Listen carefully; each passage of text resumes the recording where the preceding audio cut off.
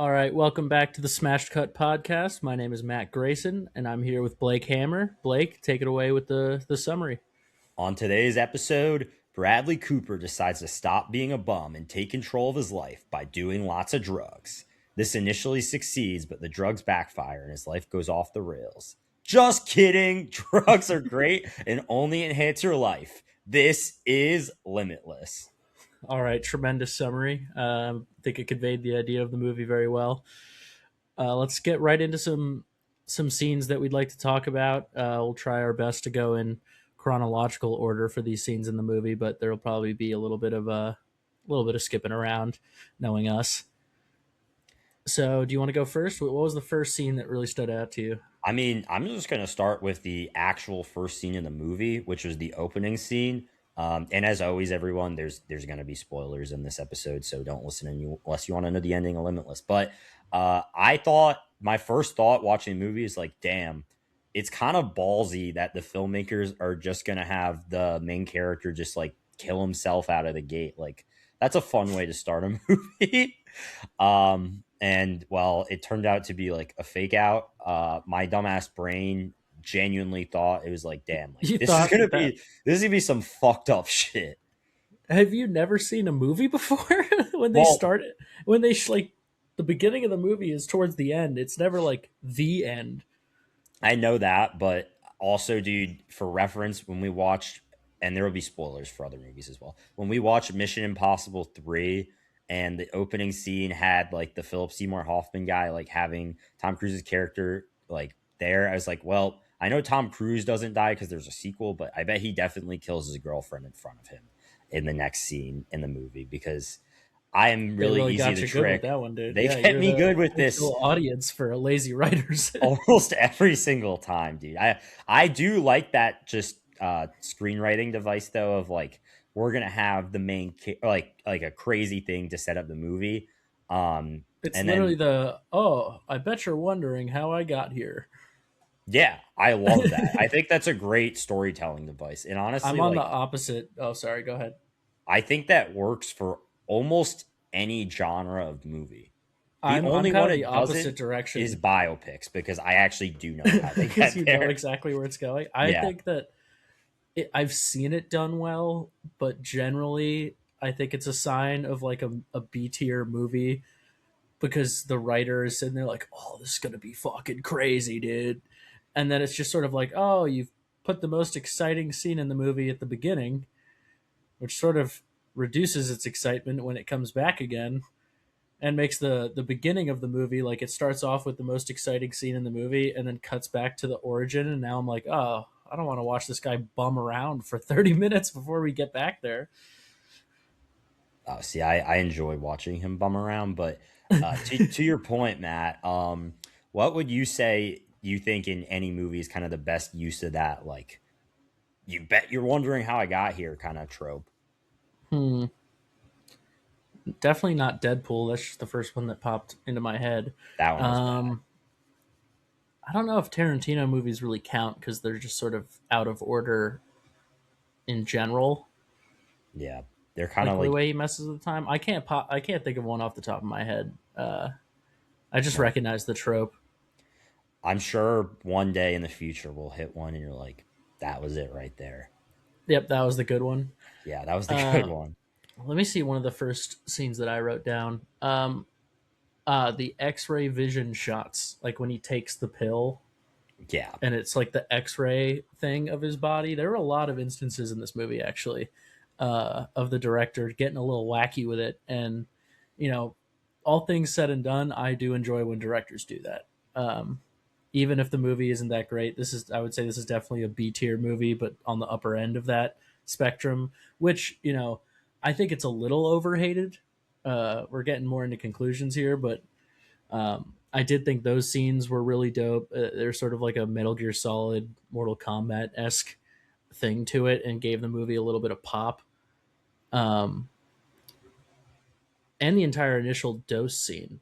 Like, how did you feel about that when he first takes the pill and like the saturation of the movie changes and everything?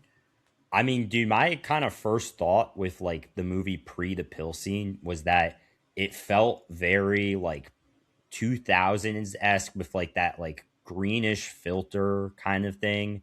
And I was like, all right, like I'm not really sure kind of like what I think of this. Like I've seen this exact kind of shooting in like 100 movies before. It made me think of the Bourne movies instantly, but like there's Mm. probably hundreds of movies that copy that. But then like when he takes the pill and for a lot of scenes throughout the movie after that, and I mean it does sometimes revert to like the kind of greenish tint on it, but like the scenes where he takes the pill and kind of mainly the scenes where he's on the limitless drug, it feels like it's being shot like a video game. And like, and I mean this in like a complimentary way, like it is the most video game like feeling movie that I've ever watched. Like, Yeah, I think that it worked as a really good like device for showing the audience when he's on the drug versus when he's not, and that contrast of like the poppy colors and the high contrast, and it's like sort of like everything is elevated when he's on the pill versus when he's not on it. Everything is just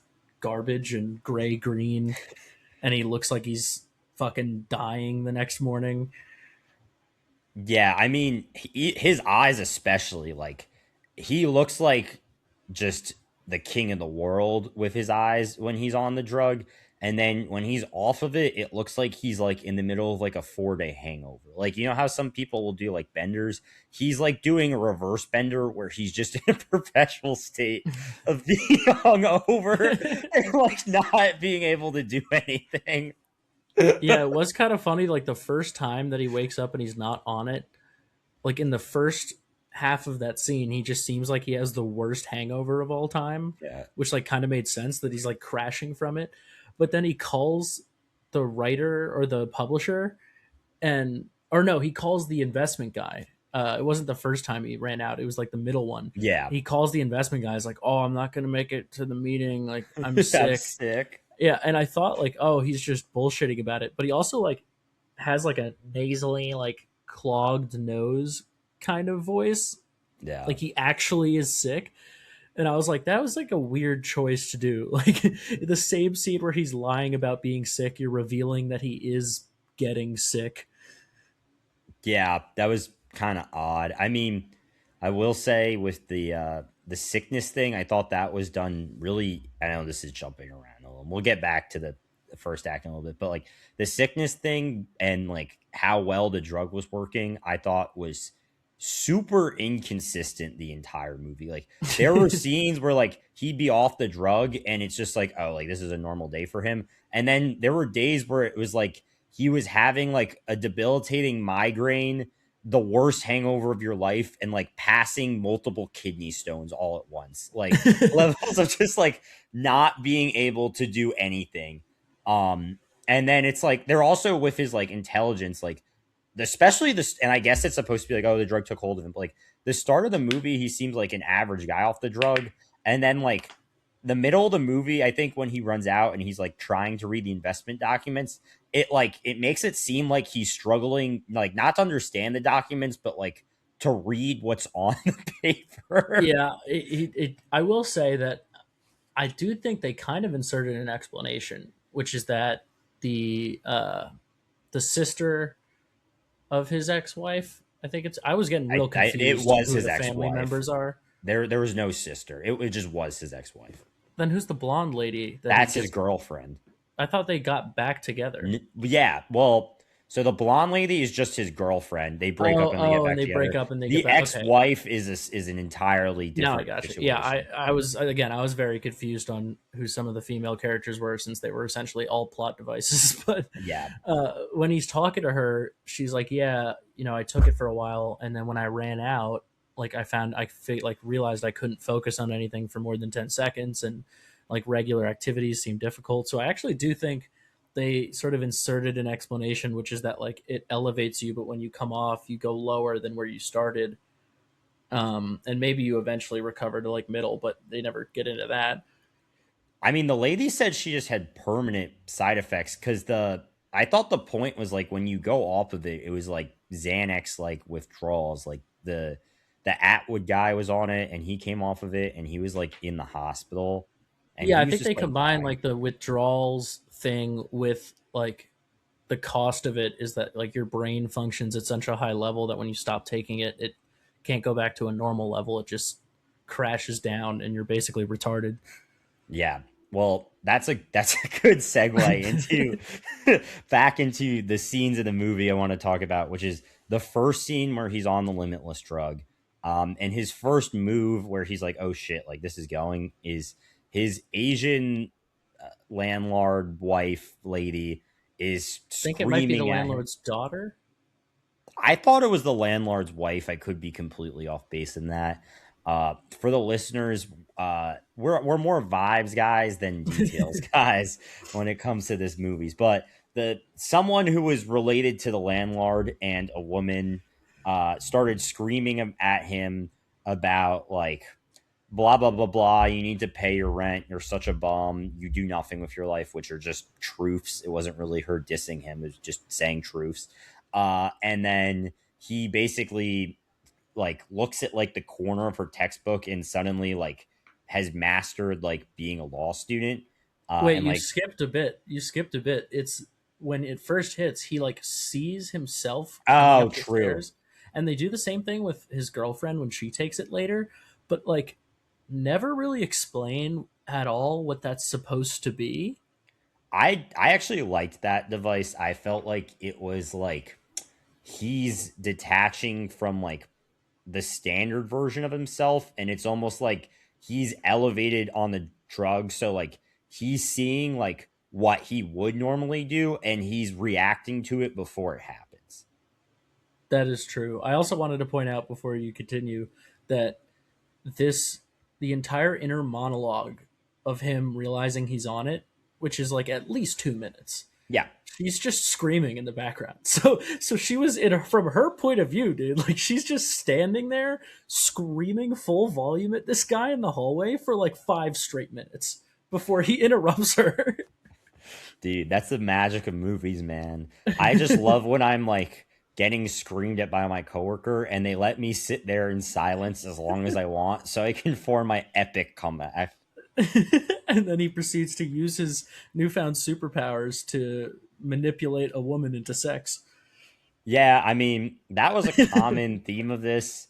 And to be honest, dude, I actually thought that was more of the more realistic parts of the movie. I think most guys, if they had a limitless drug, would use this to get pussy. Yeah, I think most single men, if they took it and popped into a club, would just be doing Yeah, what he's doing, which is a thing I'll come back to in several scenes. Which is that I mean, Eddie Moore is just a massive douchebag. Like this guy would be one of the woats at the party. I fuck with Eddie Moore, dude. I fuck with Eddie Moore heavy. Like, I think that if we linked up and we were both on the limitless drug, we could get into some hijinks, dude. It would be dangerous in these streets if me and Eddie Moore started wilding out together, bro. But yeah, so anyway, he uses his powers to fuck the landlord lady, and then he's like, "Oh shit, I'm limitless. What am I gonna do?" He writes his novel, and then his next three actions, and I might be missing them, but this is what I remember: is he learns to play the piano, he diagnoses what his family should do with his aunt's cancer thing, Something. not important to the plot, and then he Cleans his learns, apartment. yeah. Oh, true. He cleans his apartment. I thought that was a really cool like montage style of just multiple hymns going around because it's like he's doing the work of seven of normal hymn. Yeah, it's almost like to me on this drug, I guess in a metaphorical sense, he's literally creating eight clones of him that are all operating at like his peak. Yeah, I think there's a lot of cool ways you could interpret the drug, but the most straightforward one is that it's literally just Adderall on steroids. Like every single effect and side effect is basically just Adderall. Yeah. Um I mean, the thing with the drug too, with the pros and cons being Adderall is like it's so obvious that like I even Googled like after watching this, like, is there a real NZT? Bro. And what Google AI told me is that well, there's not a drug that can help you activate the subconscious memories in your brain. The closest things to this were Adderall and Vyvanse. So I was like, all right, like it basically kind of is Adderall. Did you think that there was just a super genius drug that had been floating around that you hadn't heard of? I mean, okay, I knew that it didn't exist in real life, but like part of me was like half expecting it to be like, oh, like scientists have done some clinical early trials with something that does one of the things that this drug does, but that's not the case. The closest thing is Adderall, and as somebody who has um, allegedly tried Adderall, it does not do nearly as good of a job as NZT does with Yeah, like it's a poor anything. review The only compared to thing, NCT. yeah, the only thing I would say Adderall is comparable to NZT on is I think cleaning my apartment I would be about as good on. But anything where it's like, oh, I'm actually like learning something or doing something productive for society, like Adderall is getting cleared by this. This is like if you gave the Timu version of NZT, that's what Adderall is. Yeah, I thought it'd be really funny if when he was like speed writing the book or whatever the first time, Yeah. like the first 90 pages or whatever, it did that thing in Family Guy, like the Family Guy episode where Yeah. Stewie and Brian take ADHD medicate a non-specific ADHD medication, and he writes like a 6,000 page thing and presents it to George R. R. Martin, and he's like, Adderall doesn't make you write well; it just makes you write a lot. Like, imagine he drops it on like the publisher's desk and is like, read 3 pages. And if you don't like it, I'll give you all the money back. And then she calls him and is like, "This is the worst fucking thing I've ever read." Dude, if this movie was a comedy, instead of going into stock options, he would have kept writing books, but then the drug getting worse is just the plots of the books get more and more similar to the kind of shit that like Brian Griffin would write. Like what's traveling at the speed of love, like it would be Oh like yeah. an actual version of that. Now, if we're getting into scenes of him like using the drug, I guess so to speak, Yeah. that was where his full douchebaggery really came onto the scene. Like every scene of him talking to people in a social situation was just like, bro, if you were in the frat and some guy started talking to you like that, you would literally kick him out. You'd be like, what the fuck are you talking about, dude? So my thought, if someone in the frat talked to me like that, would be that they were on coke. That would be my immediate thought. But here's the turn here. If they were saying shit like that, like frantic, whatever, and then the shit they were doing started making sense and they were giving real insights, I'd be like, wait, this guy is on a different level. Like, dude, all the best frats have one guy where like maybe they kind of mastered the stimulants, dude. Maybe they're actually operating on like a higher celestial plane. And that's what Eddie I starts know getting someone into. in ours who would have been called that, but I don't think it really had positive results. I mean, I knew a few guys who dabbled and they were not saying insightful stuff, dude. I mean, I remember one guy just got really touchy feely, and it was like, man, like, are you sure you're on coke or are you just gay?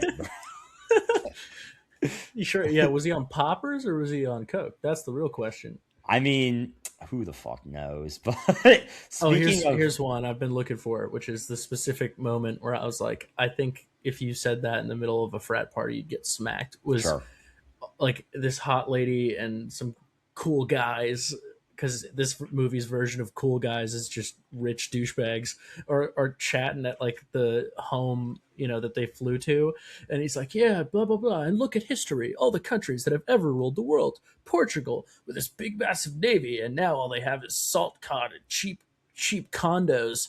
And Britain, they had this big navy, and now they just old guys futzing with their suits. It's like, bro, what was the conversation that these like rich socialites were having nah, at the dude. beach house, where that was a piece of conversation where they're like, oh yeah, wow. You missed the key setup of that moment, which is some guy is telling him about how he's going to make some sort of move that essentially gives him a lot of short-term capital, Oh, the but overreach thing. yeah, and he's like, you can't overreach, and he ends up overreaching in the movie a little bit, but like him doing that, like I think that actually was the perfect thing to say in that situation because he actually, well, and the thing is like, know your audience, right? And it's like I feel like he's able to almost dial it back with certain people, like Lindy, he's still like talking to her like before. He's just like on a higher level, whereas like these Well, rich he was douchebags. trying to flex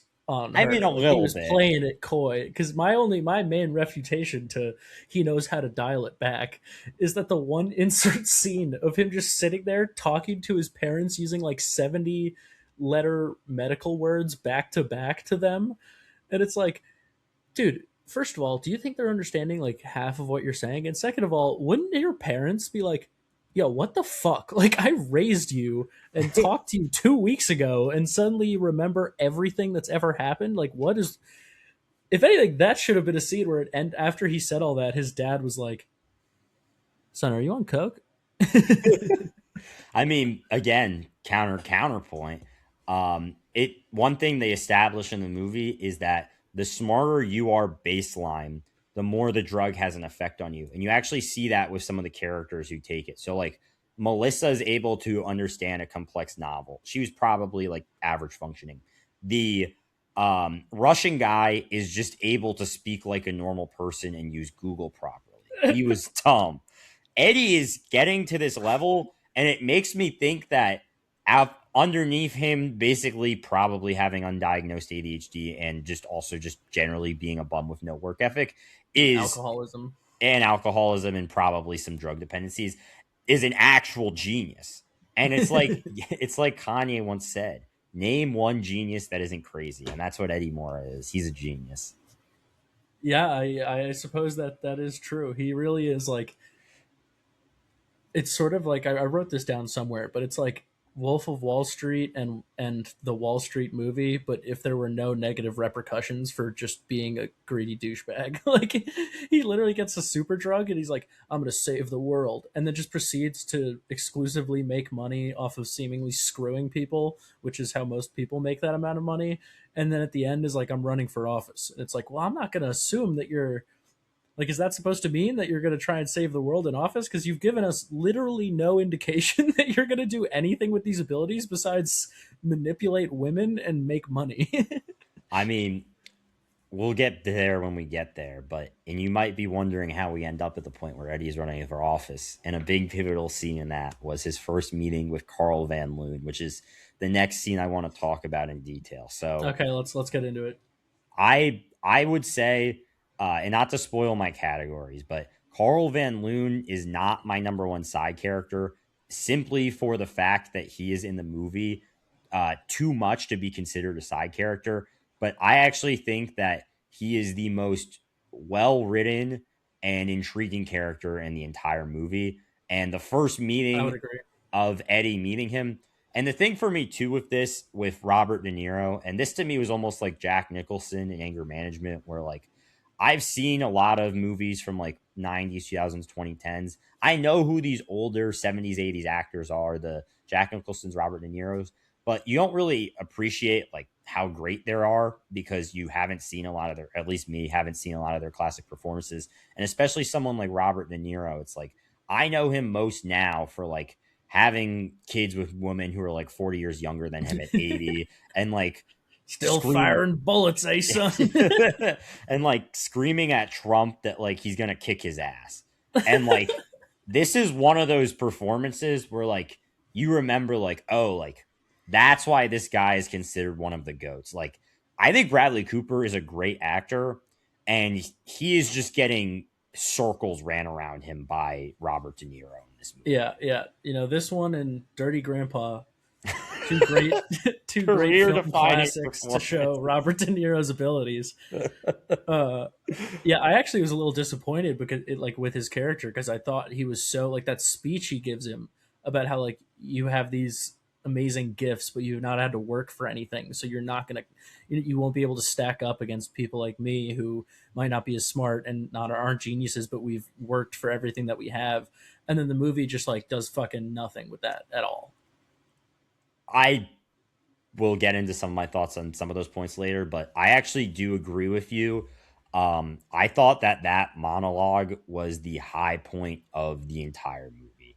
And it's Yeah, not my favorite, most watchable scene. It's not the most entertaining scene, but in terms of like, holy shit, like that was like excellence. Like that clears everything. That monologue was great. I mean, my favorite line is where he's like, "You have a gift from God and you don't know how to use it." My first marriage was to get set up with the right father. Like that was next level shit. Hmm. And then I also did like to how like Carl also kind of is the only person and at least until the end of the movie who actually seems to properly read like what Eddie's about because like the bald dumbass, I think his name's Kevin, like hedge fund guy who brings him in, he's like, be careful around Carl. Like he's a little mercurial, like blah blah blah. And like he clearly like he can't comprehend like what Eddie is. And Carl like sees through like he's like he knows he doesn't know what it is, but he knows that Eddie's on something that other people aren't that's giving him the ability to do this. Like he's kind of the first person to kind of be on to him in the movie and he's kind of a person who comes into it from like a complete outsider perspective. Like there's nothing in his life that would inform him and he figures out Yeah. what the drug is basically on his own without Eddie telling him. You might as well give your thoughts on what I said now since we're on the subject of it. But I think that like that line set up this great dynamic of like it's going to be, towards the end, he's going to figure some shit out and he's going to come in and the point of it will like that monologue will be sort of a thesis for the movie Yeah. where it's like, yeah, you could do all these amazing things, but because you haven't worked for them, you have no idea how to keep up at this level and how to do this stuff well. And him coming back in and being like, yeah, I bought the company, we shut down your labs. This is what people who actually are working at this level their whole life instead of just for the last 2 years. Like this is how we operate. Like we Yeah. figure out the root of the thing and actually deal with it. And then the movie is just like, nah, fuck you, never mind.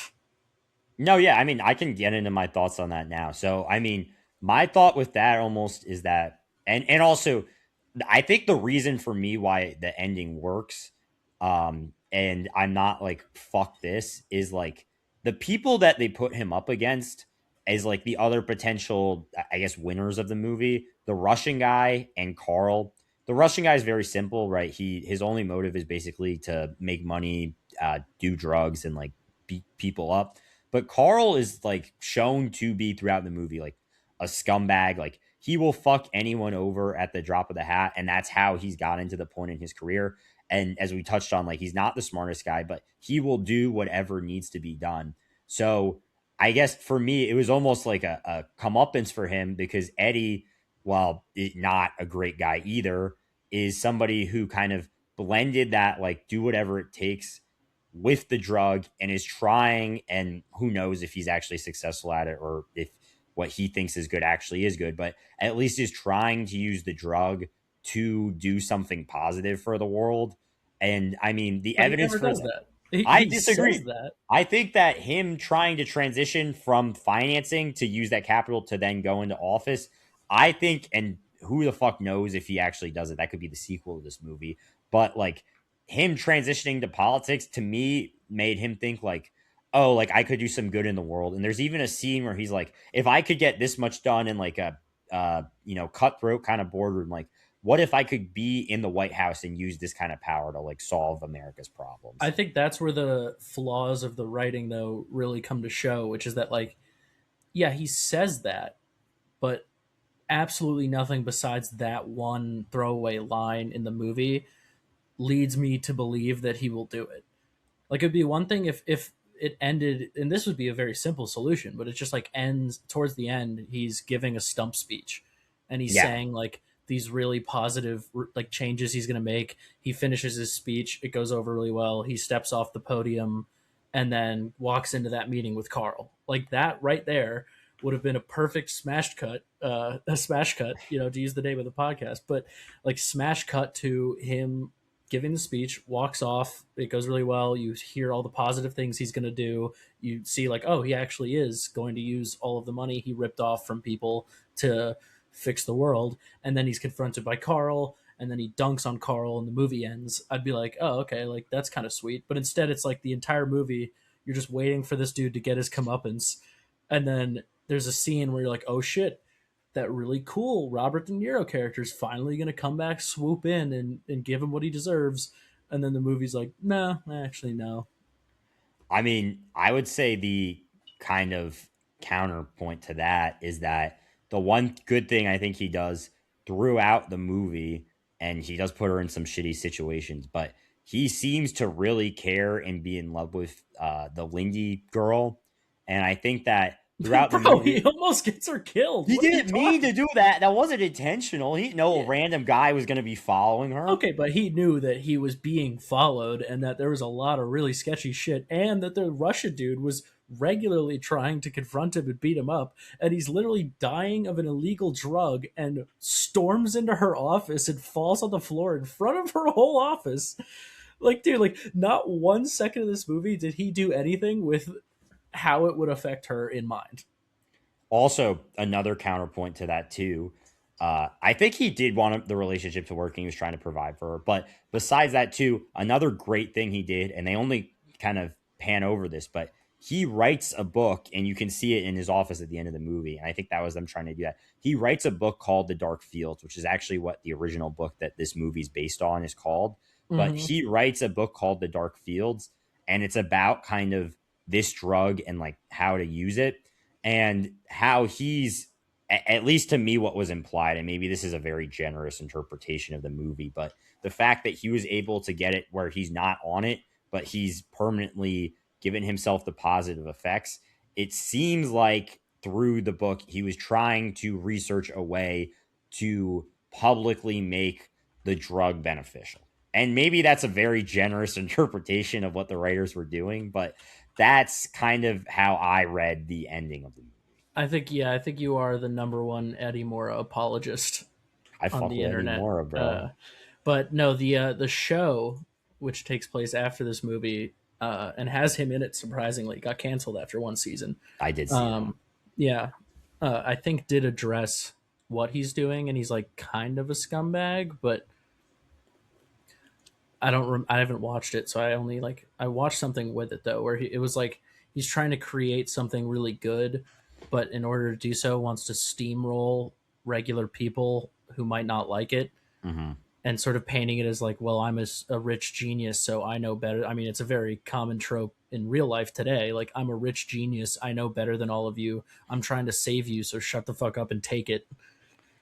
Yeah, I mean, there are definitely. I think there are elements of this movie that would work really well today. Like, I feel like we're getting closer and closer to the NZT drug. I mean, there's probably some experimental Chinese peptide out there that might actually have like a similar effect to this.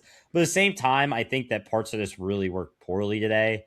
And I mean, if you look through the movie through that lens, then like, and you think about someone like Sam Altman, like people would fucking hate that today. And I mean, for good reason. I Yeah, I mean, mean, he's basically like one of those people. Seemingly, they build on this in the show, but even in the movie, it's like, okay, yeah, you want to do good stuff. Well, you're part of the problem. Like the way you're accumulating wealth is by stealing it from working people, and then you're going to go out and tell those working people that you want to help them in their money troubles. Like, bro, just stop doing what you were doing, and that's a start. Like, it's not solving the problem, but at least you're not fucking adding to it. Like, at one point he's literally like, anyone who wants energy is gonna have to come to us, like uh Oliver Twist and his bowl of gruel. And it's I loved like, that dude, like, I line. don't know how you could see, like, hear that line in the movie and be like, I really think he wanted to help people. I mean, this is actually a good segue because I think this gets into some of the weaker points in the movie, and actually the scene after Carl Van Loon where he blacks out. Ironically, in my mind, we went from what I thought was the biggest triumph of the movie to its biggest failure, which is the blackout scene. First of all, a fun fact behind the scenes: the movie was originally supposed to be rated R, and there is no scene where I think that works better. It would have been better as an R-rated version than this scene, because I think they really limited what they could do. But first off, the good part of the scene to me was that he gets in that fight with those guys, and he like brings in like the kung fu shit he watched and like boxing and all that shit. As I said, like the movie feeling like a video game. That scene to me felt like one of the fight scenes in like the Arkham Knight games. Yeah, and also it's just like, yeah, you're remembering all this, like watching this stuff, but that's literally like saying that if you and I watched that karate scene and then got into a fight and just copied what we saw, that we would win against like six Yeah. guys. And it's like, no, like, dude would have broke his wrist immediately. He has no idea how to punch properly. Like, that's just one of the most basic things you learn in fighting. He has no training in that. I mean, I think a great battle of every movie is realism versus entertainment. And it's like, yeah, realistically, the first time he was hit, the guys would have just pounced on him and beat his shit up. But Yeah. the fact that he like had like a Hulk up moment and just started like kicking the fuck out of them after that, I was like, okay, is it realistic? No. Is it awesome to watch? Yeah. And it's I like, thought the blackout scenes also were such an yet another example, besides Carl and a couple other things, yeah, of the movie introducing a really cool concept and then the writers just not having the caliber of skill to actually use it well. Because what the fuck was that? Like, he was doing stuff during that time. yeah, Like, his girlfriend didn't even notice that he was blacking out. So it's like, is that his consciousness? Is that the lower, like, non NZT part of his brain escaping and working during that time? And then that the NZT brain comes back or something? Like, that is such an interesting concept that could have been maybe not like the focus of the movie, but at least given more than just like two scenes of like, whoa, I'm blacking out. What the fuck? This is a problem. And then by the end of the movie, they just forgot that that was like, they're just like, oh, the negative side effects are gone. And it's like, okay, but I don't care that they're gone. I care what that meant. Like, what the fuck? Did he murder a lady? Like, could we get yeah. into this a little bit more? I mean, I thought that was the weakest point of the movie right there, which is that it's like, yeah, like he might have murdered someone and they don't really do anything with that. And then they also don't do anything to lead us to believe he didn't do it. And the only conclusion from that is, well, I better eat regularly and not drink when I'm on my crazy person drug. Yeah, and he also gets confronted by the cop who, for Yeah. some reason, is just sitting in the middle of like a business meeting building Just waits for him to watching him. approach. Yeah. Yeah, and then the cop confronts him, and he's like, "Nah, that wasn't me." He gets a lawyer. Yep. I don't. I can't even remember how this ended. Like the lawyer met. Oh, he goes to a photo lineup, or no, an in person lineup, Yep. with his attorney, and then they can't. The one witness can't decide which guy it is, and then based on that alone, we're supposed to conclude the cops were like, "All right, well, fuck it. I guess we're giving up on this one." Yeah, I mean, my read of the lawyer was that he was a an Alan Dershowitz type who sometimes gets into gray areas to get his clients out. And I mean, besides the fact that the lawyer was there to get him out of the murder case, the lawyer actually, in a way, was the most helpful person to him the entire movie because not only did he get him out of the murder case, he completely got the scary, like I think French or Eastern European looking dude to stop chasing him because he just stole all his pills. And once the enforcer's boss died, he just wanted the pills. So now him and Eddie are boys, Oh, which that made no reminds me. sense. Yeah, dude, the bodyguard or assistant or whoever that guy was could have been just removed from the movie. And it, Yeah, if anything, that would have been a good idea because then they could spend time on the actual interesting shit like the blackouts or Carl. But instead, we have this weird subplot of this guy trying to murder him and or his girlfriend in broad daylight several times over the movie, and then in one scene it's just like, yeah, his boss died and he didn't like that his boss had a hand in screwing his girlfriend or something, so now he helped me break into his place and steal all his pills, and that's the end of that. yeah. That's how life works, man. He As didn't even long want as the you get your pills, dude. pills. Like, he just helped him break into the place, steal them, and then was like, all right, see you later, sorry I tried to kill your girlfriend. I mean, one thing I would have definitely rewritten with that character is I agree I would have removed the character, but I would have had the Russian guy who was in the climax be the guy who's chasing him in all those scenes because that guy was Because that funny. actually would have made sense. And also, I feel like it also would have been cool too because as a viewer, seeing that guy, the Russian guy, kind of start to expand his powers on the Limitless truck, that's a nice little cat and mouse thing. And like, I don't know, like, I'm not really sure. The French guy to me, he didn't look that intimidating. I mean, he was beaten by his girlfriend I with basically a just swung a child's. child's ice skate into her. That was so funny to me, dude. Her brain on super genius drugs was like, what is the best way to minorly injure this man chasing me with a knife? Oh, I'm surrounded by rocks. No, no, no. Let's run Yeah. 300 yards, grab someone's child, and swing their skates at this guy's face. So he gets scratched and then gives up the chase immediately, and I can run away. It is like, it's like, imagine being that dad. Some random lady just runs onto the ice rink, kidnaps your child, slices this random dude with a knife in the face, and then just runs away. And the knife guy's like, ah, damn it. One of my other favorite parts of that scene, which I thought was like one of the best examples of like the movie going so high concept and yet so low execution that it actually became kind of funny and made me enjoy it, was that before that, she's like, goes up to those two random big guys and she's like, this man is chasing me. Like, I don't want him near me. Like, can you do something? And the two guys are like, you're really pissing me off to, to the guy. And he just stabs one of them, and then the other guy's solution after seeing his Was friend to just get run at the stabbed man with the was knife. to run directly at the man unarmed.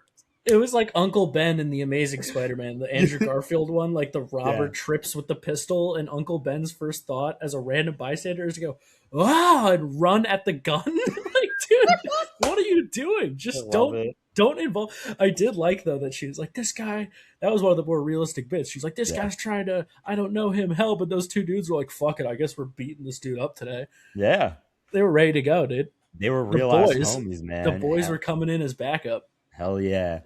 Dude, there are a lot of boys in this movie, man. I mean, his two security guards, they were just homies, dude. They Dude, a showed up. couple of day players came into the movie just to be Dude, jacked and then murdered. yeah, dude. Well, security guards, I don't think even or were they murdered? No, so I had to look it up because again, the writing of this movie didn't bother to make it at all clear. When he's in Carl's office and opens the box of hands, Oh, that was the and security somehow guards. no one smells the dead body parts in that Yeah. bag, and he opens it, that was the security guard's hands. Which, so like, again, with the writing, you bring in these security guards, they never fight anyone and don't defend him when he's being actively pressed by the Russian guy, like in Yeah. his face, and the guards are just standing there like, yeah, this seems chill. And then they get murdered, and that's it. That's just the end of that plot line. That was so awesome, dude. So, All right. a point that I actually wanted to talk about, and this kind of relates to security guards, is that the other thing I liked, which they didn't really do anything with, is that right after he hires the security guards, he's like, "Oh man, like I'm gonna bring this bunker. I'm gonna buy this bunker. It's gonna be massive and epic, and no one's gonna break into it."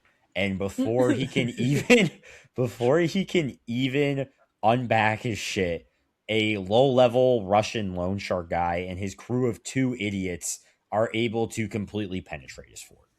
I mean, they literally just got like a circular saw They got and just sawed through his gigantic metal a. door.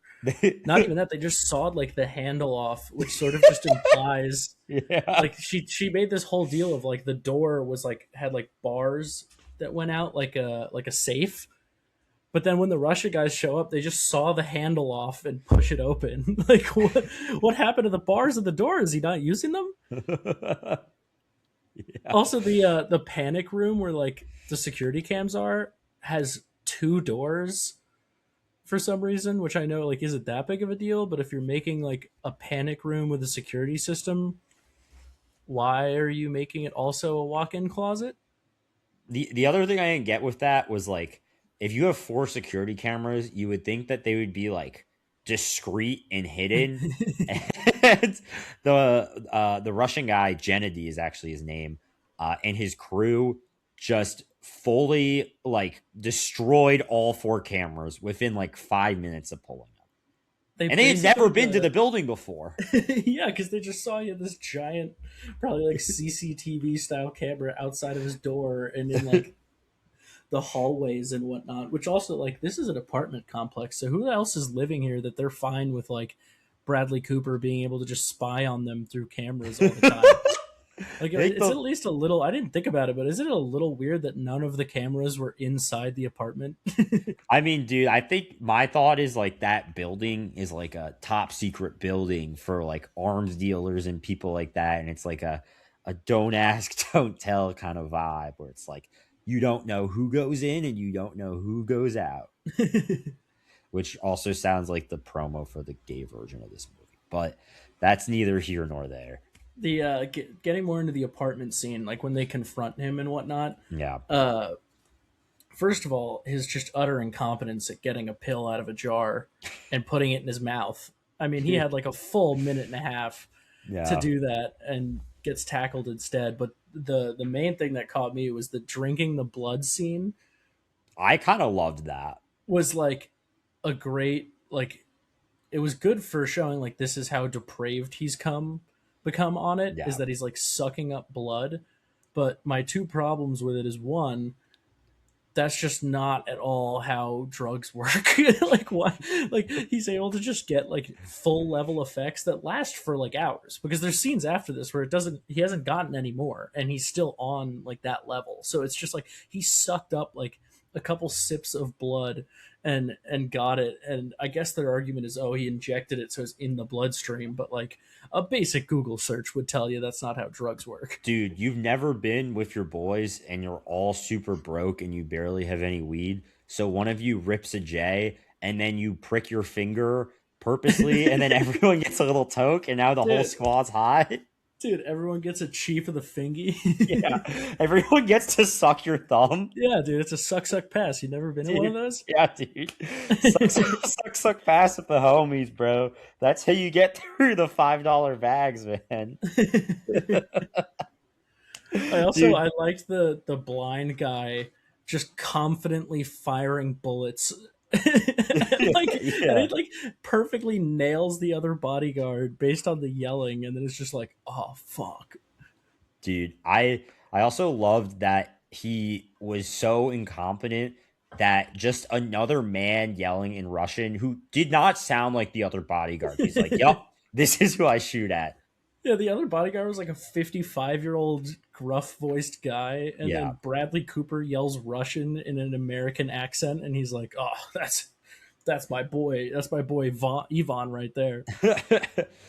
Also, speaking of just terrible drug science in that scene, Gennady, who's the main Russian guy's whole point is like, "You're such an idiot. I was able to get the drug, and now it is injectable." It's like, does that really make it that much more effective? Yeah, that was strange because he's like, "Oh, it's straight to the bloodstream and lasts longer," and it's like, no, the whole point of pills is that they are dissolving in your stomach and then absorbing over time. If you're injecting it right into your bloodstream, then it does its thing and then it's gone. But I don't blame. I don't know the Russian guy's name, but I don't blame Vladimir for. Dude, Gennady, get it? Put Oh, some respect on my guy's Kennedy, my name. bad. Yeah, Kennedy. I don't. He wasn't exactly a chemist. Yeah, I mean, I will say that actually was one thing I think the writers did well. Him saying all this dumbass shit makes sense because they spend the entire time he's on screen establishing what an idiot he is and how little he actually understands about the drug. I mean, the way he even discovers the drug in the first place is he just sees that Eddie has a random pill and And he's just like, takes it on yeah, the spot. he's like, Yeah. what is this? And then he takes it like, oh, this is good shit. Yeah, I would say like I think we're giving them more credit than is due because I don't think I mean they did the blood sucking scene, so clearly in their minds like all of this medicine science makes perfect sense. Yeah. I think they literally just wrote him saying that so they could have him drink blood. I mean, dude, I thought the blood drinking was like a powerful finale. I honestly thought that's like a trailer moment. If and you can't have it because it's a big spoiler of the movie, but it's like, oh shit, like you see that in the trailer. I haven't watched the trailer for the movie. We probably should do that for the next podcast. But it's like you see him at the start of the movie be like, oh, I don't know about this drug. And then like an hour and a half later, he's literally sucking a guy's blood to get it.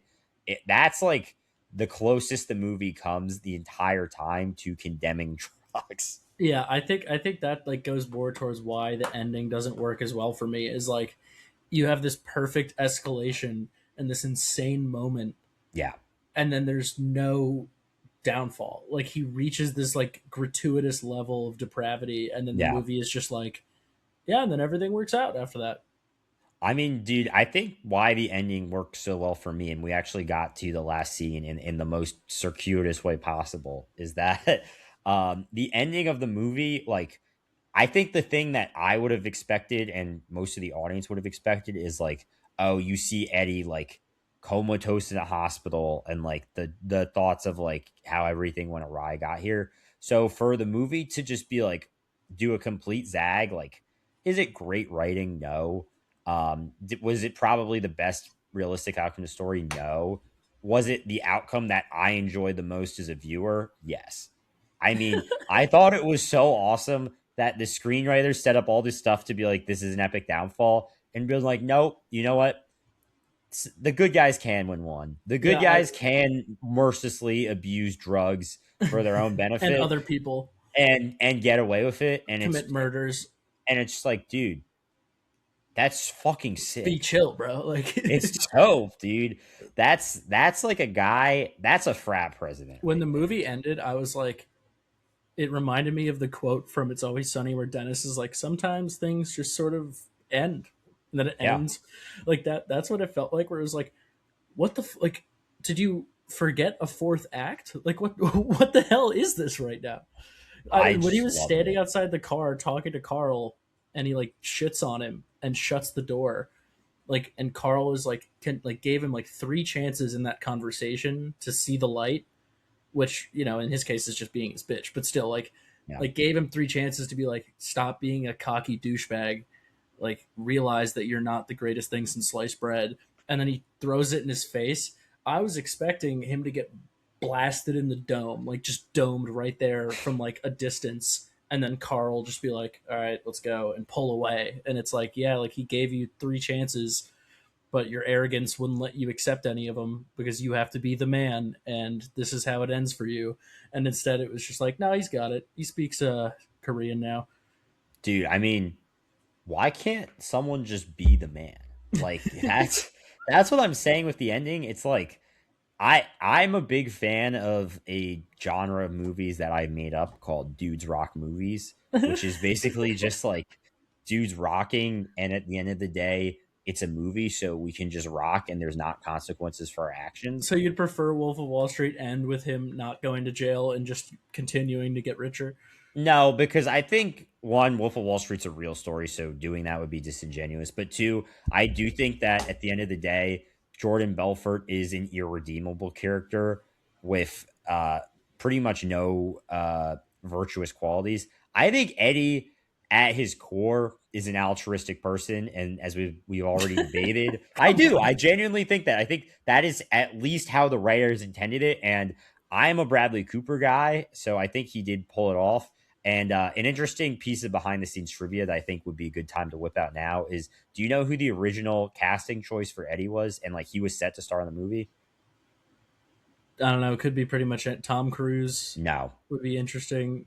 Robert It Downey Jr., because Nope. it's basically just Iron Man with no redeeming qualities. It was Shia LaBeouf.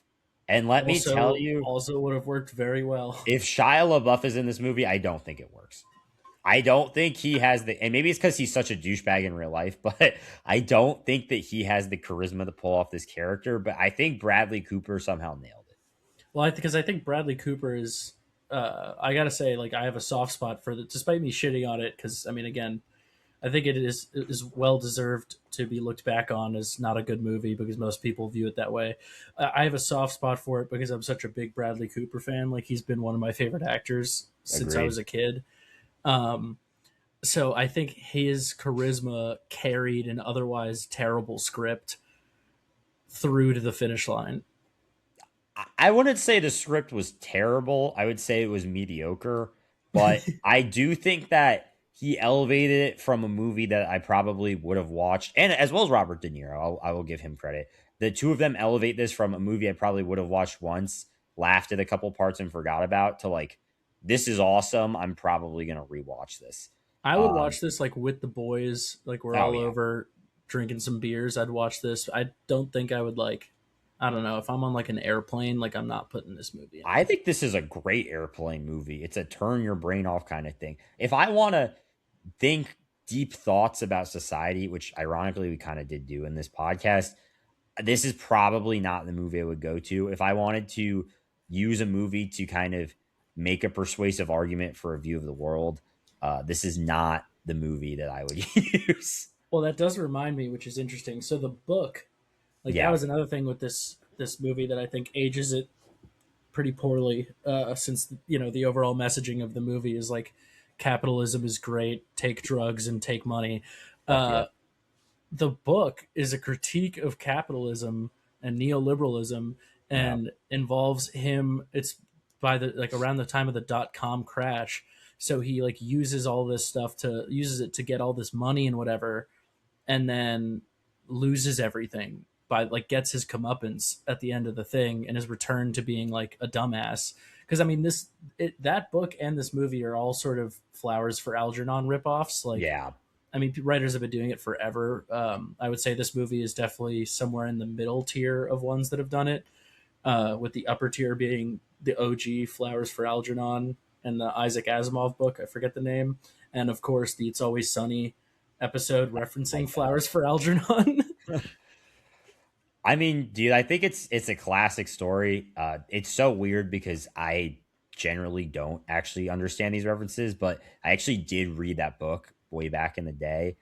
And I mean, I do think that this is a worse, and it's also interesting because Flowers for Algernon is kind of the most extreme version of this, where you have someone who's literally, um, I would say, mentally handicapped. In case we do get an advertiser for this episode, we but don't. You can go ahead and he's say he's retarded, but someone who is that to a genius level, and it's like the Eddie character is shown to be like I would say average to above average intelligence, so it's not as extreme, but like he takes it to like a superhuman level.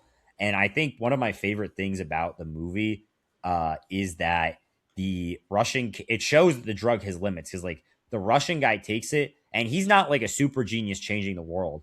He's just he like just learns how to sell drugs, the he's easiest thing to sell ever. yeah, he just goes from like a room temp IQ guy to like a below average intelligence drug dealer. And it's like that I think is the greatest triumph of the script writers is that they do at least persuade you as the audience that like Eddie does have something going for him in terms of being a smart person who's able to contribute to the world.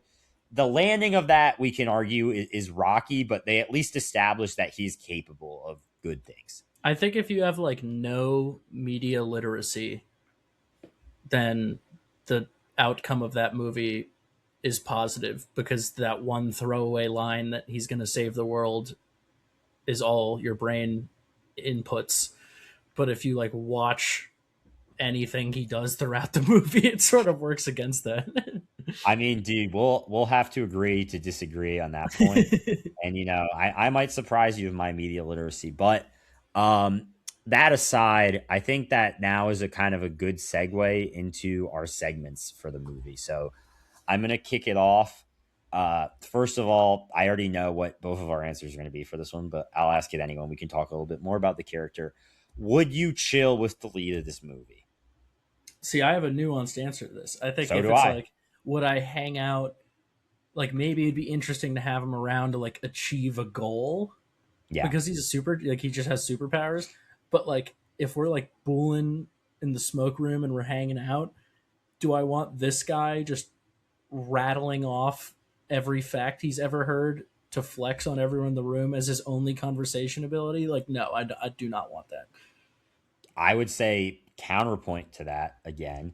The Eddie's shown that he has an appetite for adventure. He drives his Maserati at like 250 miles an hour or whatever car it was. I'm not a car guy. And then he does that sick dive off a cliff. Like I feel like he could lead me to a great day of adventure. He's like the epitome of the guy who is so, and I have a lot of people like this in my life, so fun to chill with and who I would never trust with anything important or personal. So my answer is yes, I absolutely would chill with this character. Would I tell a secret to Eddie? No. Would I? would you It, would you let him watch your kids? no, I would not let him watch my kids because he would somehow like have them on jetpacks or some shit in my yard, or like be Or he like doses them high. with NZT. Yeah, or he's like high out of his mind on the couch, and like my like 6 year old is doing advanced calculus, and I'm like, Eddie, did you dose my kids? And he's like, no. So yeah, I probably would not have him chilling with my kids. But I think he would be a fun time to hang out with for a day. So I would say ultimately, yes, I would chill with Eddie. Um, All right, so for moving past that one to foxiest lady, I'm much less interested in your answer to the question as compared to the motivation behind the segment we were talking about.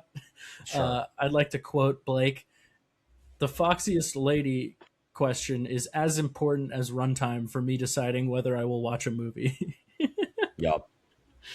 So elaborate on that a little for me. Sure. So I actually think that you can say that, oh, Blake, you're being misogynist here, but I actually will say my original reasoning, and then I'll twist this around through a feminist lens. So Well, I'm for the excited to one see this. lady who will eventually be forced by her boyfriend to listen to this podcast in 50 episodes, this is for you. So, I'm not a terrible piece of shit that only objectifies women.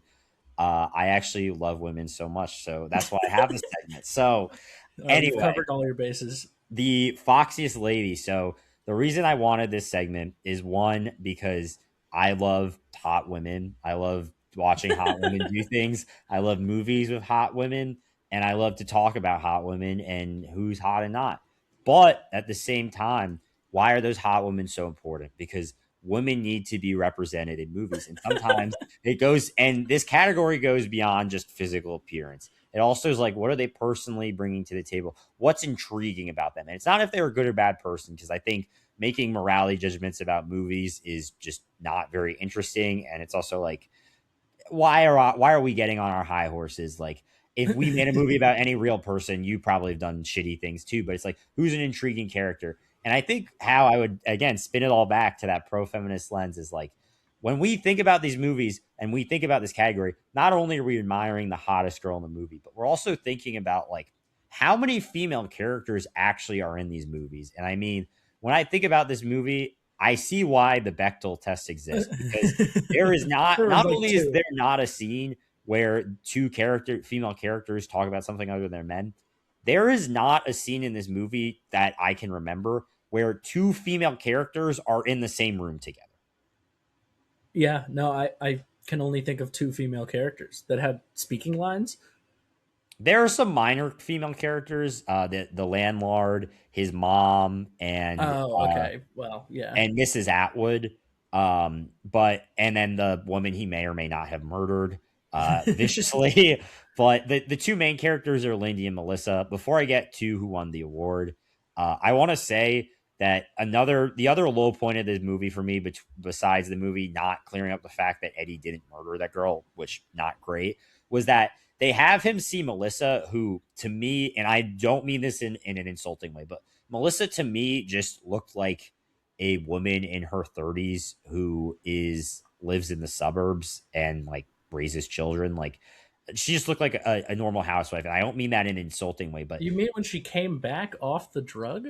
I like Dude, she was she wearing like cat lady homeless sweaters and her hair looks like it hadn't been combed in 40 days. she looked like an overstressed, disheveled housewife. But the movie makes her like, isn't she disgusting? And it's like, no, like I don't. She looks like she isn't taking great care of herself, but she doesn't look like some like husk of a person. And like I thought that was actually kind of insulting.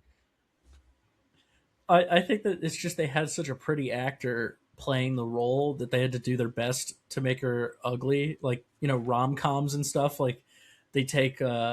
A good example is that just came out is Send Help, which I Yeah, actually wasn't really a big fan of for similar reasons, but to this movie. But like in that, it's Rachel McAdams, and in the beginning, she's supposed to be like a gross like office drone that but it's nobody likes because Rachel she's ugly. McAdams. Yeah, so they give her like an ugly sweater and make her hair messy, and she has like Yeah. glasses maybe.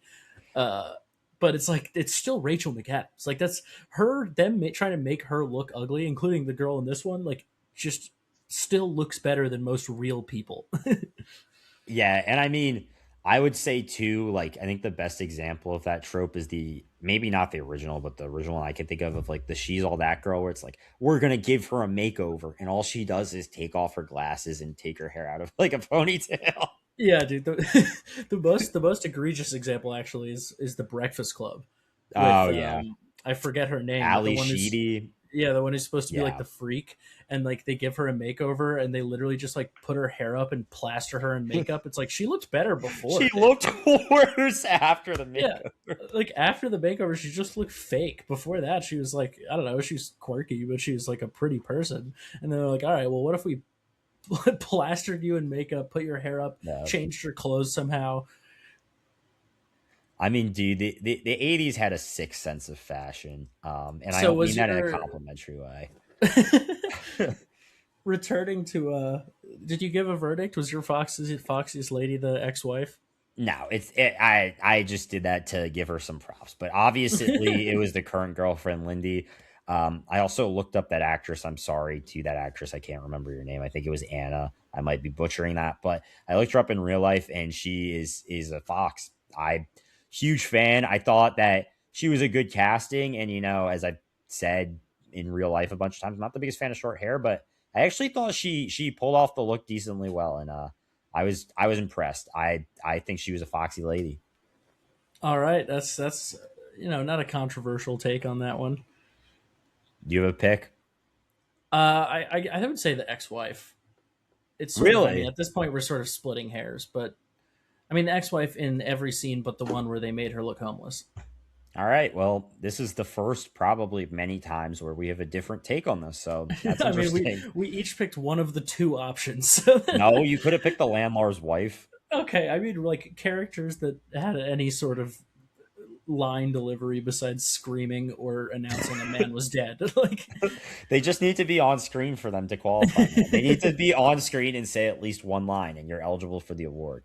also, Uh, if you're gonna do it through the feminist lens, you should say actor and not actress. yeah. Well, Actress is a nonsensical term. Why are we differentiating? That's like saying lawyeress. yeah. I mean, we'll have to we'll reconsider things, but yeah, the Yeah, you're gonna go woke, Evan. Nah, we're not going that woke today. I'm sorry. Uh, Speaking of not going woke, I'm going to get into my top three side characters of the movie. And as I mentioned before, Carl Van Loon would be number one. However, Robert De Niro is literally one of the only two characters on the poster. And in my book, if you're on the poster of a movie, you are too important to the movie to be a side character. So he's not on this list. Uh, but I think we both go 3-1. And then, as we will do on every episode of this podcast, we will determine who the top side character is um, based on a consensus. So, and as we get into more episodes, I will be working using my very limited uh, Google slide skills to make a collage of all the top side characters. And it will be a beautiful mosaic that will be revealed on episode 100. But anyway, so my number three for the side characters, this is actually a tie because they're the same character, is the security guys. They showed up in matching suits, which I thought was very cute. And they really followed Eddie's orders well. They stood behind him. They stood far apart enough so he could see behind them. And ultimately, I would the actually only hold on. Finish what you're saying. the only thing they really secured was their own demise. But you can't fault the boys for trying. I would say it's kind of the opposite. I thought it was hilarious that he's like, stand behind me, but not right next to each other, so it doesn't look like your security guards, and so I could see behind me. And also, don't wear the same color suit. And then in the next scene, they're walking nearly shoulder to shoulder, and one is in a black suit, and the other is in a dark gray, like a I very loved dark that. gray suit. And I was like, so you just cut immediately to them doing none of the things that he said, other Dude. than walk behind me. Honestly, that might have been a meta commentary by the screenwriters. They were like, even at your best, like the people around you will fail you. And the security guards failed my man Eddie. They Um, certainly did, dude. Vladimir or whatever his name is was pushing up on him, and the security guards were just watching that happen. Like, oh damn, this is crazy. Like, I hope he doesn't get stabbed. I like how any random Russia character, you're just like Vladimir, and it's like one of the only groups where we could say it and it's not offensive. Anyway, who is Matt? Who is your number three side character? So I think I wrote mine after looking over some of the notes. So I wrote Bodyguard, but I don't think that Okay, actually would have been my third pick. The problem is that I'm struggling given how few characters there are in this movie. Oh, and little fun fact: Bradley Cooper is in every single scene of this movie except for one. And which even is in that one scene, he's on the phone with the lady. It's when she's getting chased and has the yeah, guys fight for her. Other than that, he is literally in every scene in this movie. yeah. I So I mean, would say, by default, basically the ex wife's brother who just like okay. runs into him on the street and then is like, "Yo, dude, do you want this life altering drug?" So, I actually that the ex-wife's brother is my number two. So I'm gonna get more into his thoughts in a second. But to talk about a couple of the things you said further, one, I think that when people talk about a star vehicle of a movie, this would be my Exhibit A. I mean, as you said, Yeah, Bradley Cooper's in every scene. It the half of the movie is just to make Bradley Cooper look like as much of a badass as possible, and it works because he's Bradley Cooper and he is just a clear A-list talent. But again, I think you do this with Shia LaBeouf, not so great. I think I that that's a guy who I will say I do think Shia LaBeouf works in certain movies, but he is a guy who needs people to play off of and not to make sure he's not the center focus at all times. And I think if you let him be that indulgent and be this focus at all times, I think that this movie does not work at all. And I I think this actually think movie is a big clunker. if they did the movie more like the book rather than essentially shitting on the point of the original that it's Yeah. based off of, if they actually like followed the book more closely and stayed with the messaging of that, Shia LaBeouf would be a perfect pick Yeah, but for because the what the movie they downfall made, is sell. Yeah, yeah. For the movie, I for the mean, movie they made, he does not work. Um, okay. So your number two is so the yeah, and then the thing I was going to say before I get to Vern, who's the brother, is Vern that Burn. never ever underestimate my ability to latch on to the smallest details and become obsessed with the dumbest, most irrelevant characters. So I can promise you, Matt, and whatever four people are watching this, if we get that many viewers, that no matter what movie we watch, no matter how hard you think it may be, I will have three side characters and I will have detailed things to say about every single one of them. And that leads me to Vern. So, Vern, I kind of loved that one, he was like, hey, I remember you dated my sister or briefly married to her 10 years ago. Do you want this random drug? And he wants him to try it. Like, Vern very clearly wants him to try the drug because he lies to him about the drug being FDA approved. And again, one of the biggest failures of the script, which I also thought was hilarious, was him assuring him the drug is FDA approved and will enhance his life does not convince him. What convinces Eddie that he should try this random drug from a guy he knows is untrustworthy is that Vern tells him that the street value of the drug is $800 a pill. Yeah, yeah. It's like I have this $800 pill that does mysterious stuff and was made in someone's basement, and he's like, Yeah, "Yo, dude, I can't dude, tell he you did who it girl is. math. He did girl math. He's like, if Yeah. I don't take this pill, dude, I basically just dumped 800 down the toilet." all, all my friends are gonna look so aesthetic on their Instagram when their eyes are so blue from taking this pill. I need to have it. How else will Haley know I'm doing well? Okay, I do think Vern's a solid number two. And I then put. Oh no, go ahead. and I was just say the last thing with Vern is my favorite shot of the entire movie is Vern just makes him his bitch boy and he's like, yeah, I'll give you free drugs, even though he's giving, which is actually a great deal for Eddie because it's like he's doing tasks that you could probably get done for like 20 to $40 on a mixture of like TaskRabbit and Uber Eats. And he is getting something that has a market value purportedly of $800 for doing like half an hour of task. Yeah. But I loved my favorite shot of the entire movie was after Vern gets killed when Eddie walks in his apartment with the gloves on and is just sitting next to his dead body in the couch, like, oh no, what do I do? Like, I actually like that was the only point in the movie where like I audibly like laughed out loud and had to pause the movie and wrote down like this shot was fucking sick. Yeah, just sitting on the couch. Also, that's after he called the police. And Yes. I think that the writers in, their infinite wisdom were watching a cut of the movie and were like, "Wait, he called the police, but he's been searching this apartment for like 20 fucking minutes. Yeah. How does that make sense?" So they just inserted him doing a voiceover line of just saying, "And the cops took forever to get here." And it's like, bro, Yeah. first of all, that's not enough. Like the writers, this seems to be a consistent theme. Is the writers will just throw one line in and just expect that to carry throughout the movie, even when everything you're seeing is saying otherwise. You're just supposed to assume that that is the case, regardless of Yeah. what you see. And so it's just like you called the police and frantically reported a murder, and they took 35 minutes to get there. That was definitely a writing failure, and on that point too, like the Vern character lived in a very nice apartment in the Yeah, middle of New York City. There is no way if you call for a murder in that area, the police are taking more than 5 minutes to bust down the door. yeah. They could And probably then walk there faster than yeah, they did in the movie.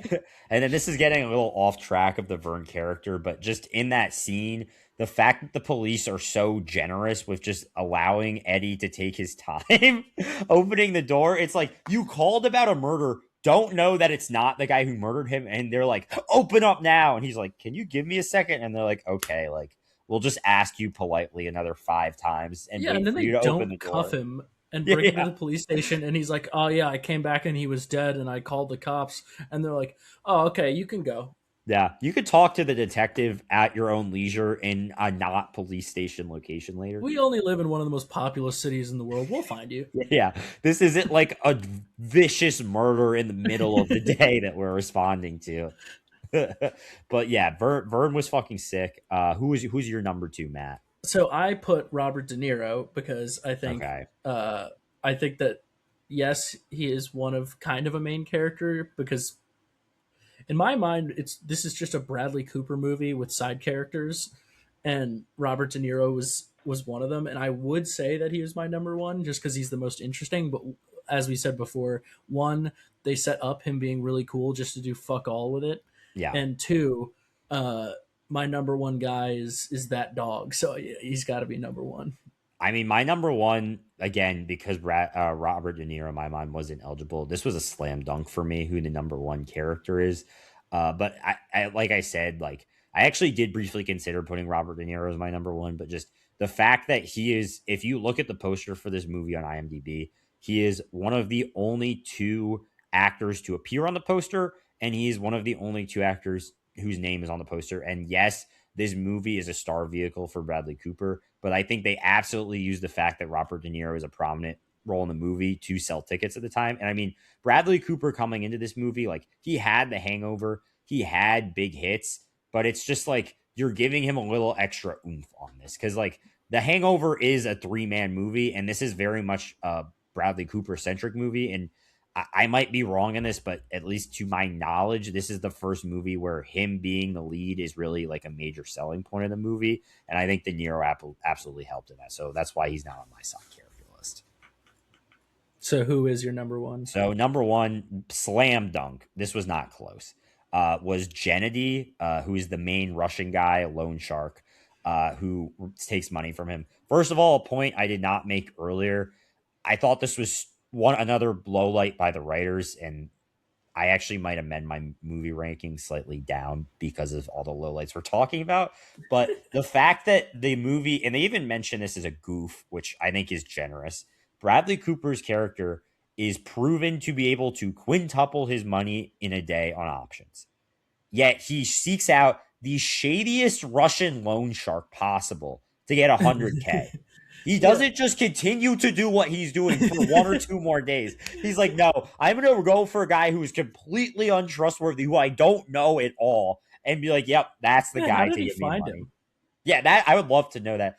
That's a scene that I would love. If I could add one scene into the movie, it would be Him running him into figuring out that this is the guy to look into and like the discovery process of that. yeah, there was two things with that. One is why didn't he just double and triple his money on his own? And two, why didn't, after doing that, he immediately pay back the loan shark that he Yeah. took the money from with double the money? Pay him 200 grand. It's nothing to you. You could make that in a week. And also, what this reminded me of this, he's taking this pill that lets him figure out, like, that's the whole thing, is you set your mind to something and you know how to Yeah. do it. And at no point, I was waiting for this to happen, and it just simply didn't. At no point did he figure out where it comes from and how to get more. He sets up the doctor guy to like make them or That's what he whatever. does Like at the end of the movie. I see that, but like, and the labs get shut down or whatever. But like, the end of the movie, Carl's like, yeah, I bought the company. If turn this is the one that makes it all, and he's like, oh shit, what? Like, how come one of the first things when he realized, oh, I need to take this every single day, he wasn't like, okay, let me use my superpower to figure out where it's made, how to get more of it, maybe make $1 billion and buy the company that makes it. Yeah, I mean, to be fair, they didn't do the best job of establishing exactly what he did at the end of the movie, but it's clear that like he found out a way to replicate the drug. He found out a way to get rid of the side effects. He found a way to get himself off of it and keep the benefits, and he found a way to mass produce it. And they do establish, and I would argue this is beyond what you're saying with one line. Like they do, in my opinion, a good job of establishing that like he is going to do this and he's going to figure out a way to make this apply with the whole meeting with the chemist scene. And that is a plot point they repeatedly harp on, is like, I'm not going to let my supply utterly run out. I'm not going to let this drug like take over me without understanding it. So It I was just thought that funny to was me good. that his first idea was to essentially under the table Yeah. illegally pay a random scientist seemingly just like sitting in a hospital or at a university to make the drug, and also skip all trials so it might just be deadly. And at no point was like, man, all these people have bags of like 100 of these, maybe I should just figure out where they're getting those bags. Like Yeah. that, it seems like that would be a much simpler solution to his problem. Well, I think the whole point with the chemist was that he wanted to get a way to make it without the negative side effects, because he's like, I understand what all the ingredients are. I just need to get them in like the exact quantities to have the right effect, mass produce it, and like Yeah, I think the remove the side show, effects. if again, I only like heard like a summary thing, but I think he like creates a pill that gets rid of the side effects. So like you're still taking NZT, but you take this other one that gets rid of it, of the Okay. side effects. Because the ending of the movie read to me like he was completely full of shit when he was talking to Robert De Niro. He was just bluffing because he knew he was going to beat him, and was just saying like, oh yeah, no, like nothing you're doing matters. I figured out all this shit. And instead it's like, no, he's still taking NZT every single day. Like when he goes to and then the last scene, he sits down with the girlfriend who, he promised that he would get off the drug. And then he sits there and he speaks Korean or whatever language it was in a really comical fashion that can't possibly be accurate to how you would talk Yeah. like that. And then she sort of is like, oh, I guess he's still taking it. And then it ends. I mean, dude, again, he establishes he got off the drug at the end of the movie, But but he said also that. I just think I that think that he was a did. lie. I don't know why the writers are not capable of having that level of nuance, dude. He's telling the truth. But that aside, I think that the idea with the to bring it back to the Gennady character, because I think we've already discussed the ending to basically a standstill. But the Gennady character, the fact that he's like on the drug, like I'm gonna learn Swahili instead of like researching good ways to get money. And the only way they address that is like, oh, like the bank wasn't super efficient. So obviously the right move was going to a loan shark that I like found in like the Craigslist or some shit. Yeah, Vladimir was also my number one character. Yeah, dude, his name's Um, Gennady. Put some respect on it. yeah, Genevieve was also my favorite character, Oh but yeah, or side character. that's my foxiest lady. Um, what do you think is the most memeable moment? I mean, this one was actually the easiest category for me because this is a meme. The scene where he dives off the cliff is a meme I've seen multiple times, and it's generally like how life feels when blank. Like generally it's like how life feels when you drink 15 beers with the boys, and it's like him being like, has anyone ever jumped off this before, and just jumping in the water? And again, that scene had no real relevance to the rest of the movie, but it was fucking awesome. And that's kind Well, I of, was going towards the like he, which is another Adderall comparison, but like he like has to be oh yeah, he has to moving be forward. moving constantly. I Yeah, mean, I think that's like just mentally and humanity, physically. man. But I loved that, and I mean, I think that's kind of my. Actually, we'll get to that later, but I mean that was a slam dunk. Just like I've seen memes of this, and it just works.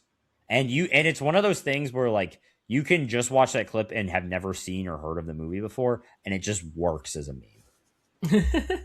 Yeah, I actually put the same one down for a different reason, but I thought it was just hilarious in the moment of we've talked a couple examples by now, but like the problem with writing a character who's supposed to be a super genius is Yeah, that they can only be as smart as the writers.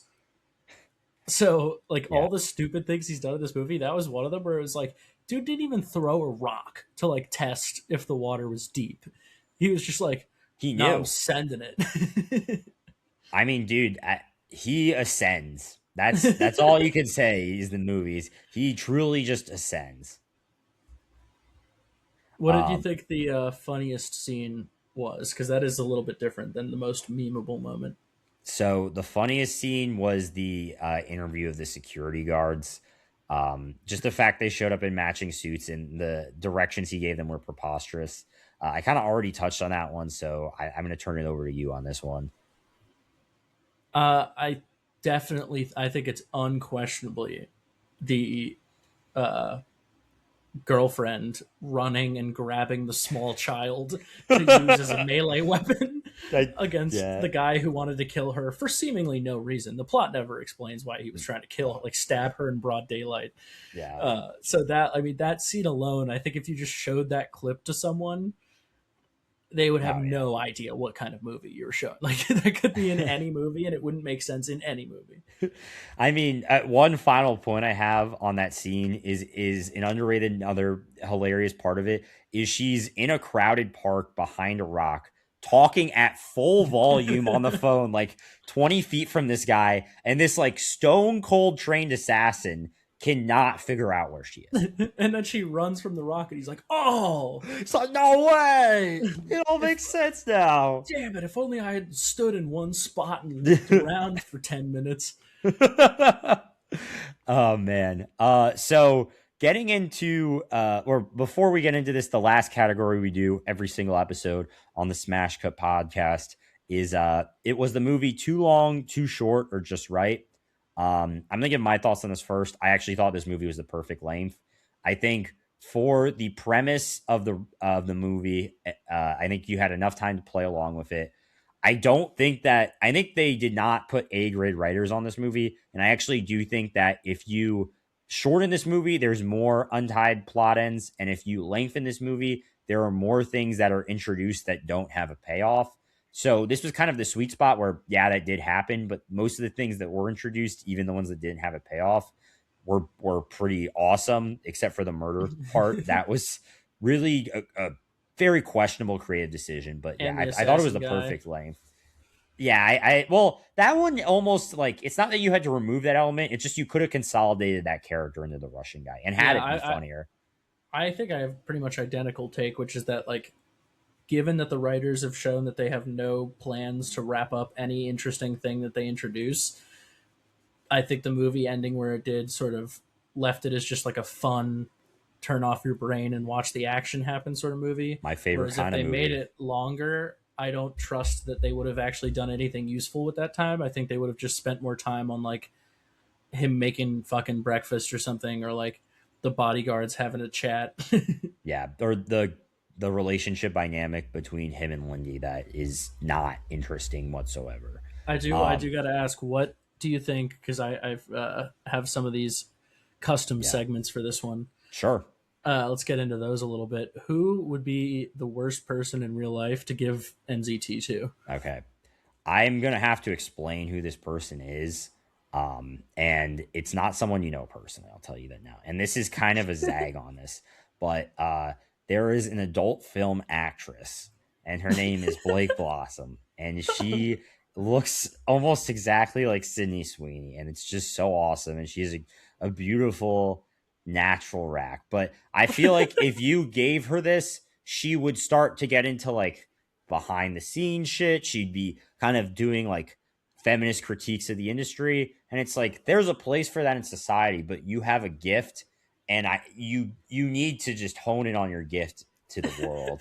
And I feel like if she was just constantly thinking, dude, doing and not thinking is a great way to live You through can't have the life. porn stars thinking, dude. I mean, look, there are some porn stars that be great thinking because they're also directors, but she's Nah, not a dude. director. Nah, dude. To quote the first from the unreleased episode of the podcast, you got to keep them young, dumb, and full of cum. That was a quote from the movie. That is not something that I said, but yeah, no, honestly, it's just like Blake Blossom, man. Like I love your work. And actually, the male version of this, so it's kind of a cop out because I have two answers. Sean Strickland as well, awesome UFC fighter.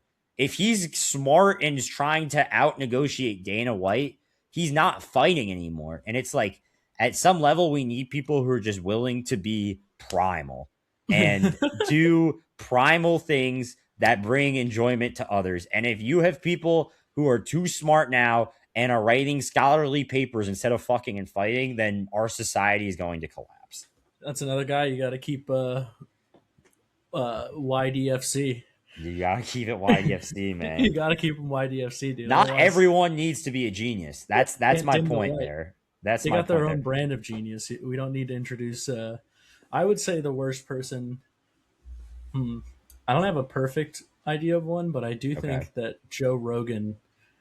Like, imagine how insufferable that podcast would be if he could just remember every single thing that he'd ever like. I think of the right wing talking points that he talks about like every episode now, like trans athletes. But if he could remember like the name of every single one that have ever done anything, and it's like, all right, Joe, you got to dial this back, dude. Like nobody wants to hear this. I I'd like to amend my original answer. And I'm sorry to both Blake and Sean. Maybe you could do awesome things if you were on the Limitless drugs. Maybe you would elevate fighting and porn to a new level. But um, Ben Shapiro on this drug Oh is my the god. most insufferable person to ever walk the face of the earth. Imagine Ben Shapiro would actually just turn into like the latest version of ChatGPT. His Yeah, humanity would cease to exist if he took the Limitless drug. it's actually He hilarious that like we both pick two at this point right wing podcasters because their like number one grift is selling nootropics, which are basically like diet unregulated, probably poisonous NCT. No, dude, that actually is a perfect segue into our next segment, which is what is the real life limitless drug? So obviously Adderall for the focus Oh aspect, yeah, we've covered that. Molly because he's super outgoing, the world is more colorful to him, and he has no real like inhibitions. Uh, Viagra because his dick still works and he is fucking constantly. And for presumably a long time. Ketamine because he's seeing like hallucinatory things. He's detaching from his own reality. He's not sure what is conscious and subconscious. That's oh, it's very more like ketamine. rufinol, Yeah, roofie. whatever. Yeah, GHB. But and then lastly, and this is the most important piece, is if Joe Rogan's Alpha Brain supplement actually worked. Yeah. This is like it's like one of those Infowars segment supplements. Like if it actually worked, it would be the Limitless drug. Dude, it'd be so funny if they like do an ad read for that drug and they're like, "Here's a short promotional video," and it's just like a clip of the movie. It's the clip of him blacking out and fighting those six dudes. Yeah, yeah. And It's Joe just Rogan, like you gotta get on Alpha Brain. Trans athletes would never try this stuff. This is how we take back the media from the woke left. My 250 comedy assassins are already on this and tearing up the mothership. Bodie McFuckface absolutely killed the crowd on bro, Alpha Brain.